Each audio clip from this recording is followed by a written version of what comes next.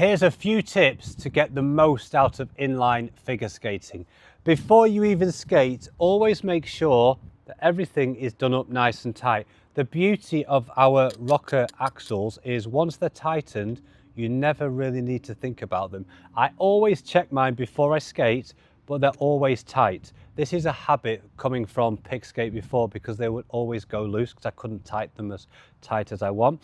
So you can always just check them. It takes literally a few seconds just to check them all, and make sure that these are tightened at the front.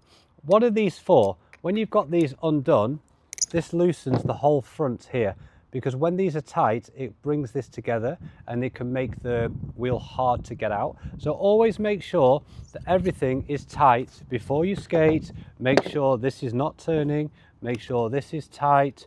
So once everything is tight, then you're good to go. Now, when you are skating, generally try to focus to stay on the center two wheels. Now, of course, you're not going to, because you're going to go over the rocker.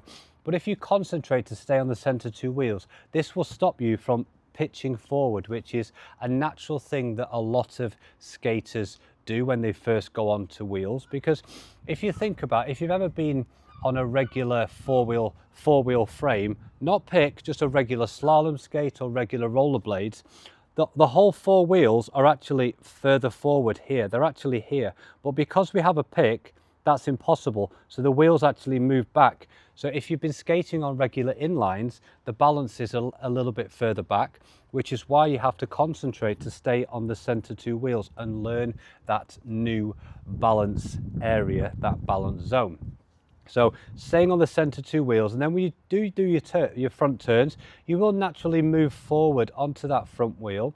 And if you're on a smooth surface, you may actually stay just on the center two wheels. And when you do your back turns, you may lift up and turn here, but just try to stay on the center two wheels, and naturally your body will move into those front and back zones naturally without really thinking about it. So that is some of the best tips that I can give you before you start skating.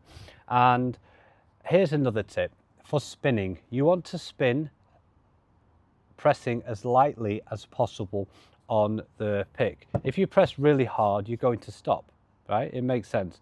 Press hard, stop, press light, glide. So when you're spinning, you want to press as lightly as possible. And yes, you do spin on the front wheel and the pick. You're not trying to spin on the wheel, that would be really hard. You're spinning here, doing small back circles. So make sure everything is tight before you skate.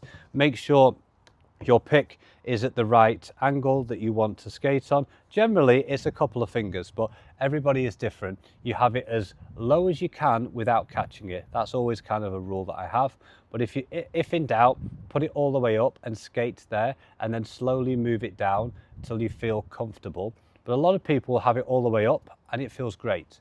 But remember, everybody is different. So I might give you advice, oh, this is the best, and you trial and error yourself, and then you figure out that that works better for you. Yes, I have a lot of experience, but that doesn't mean my way is the only way.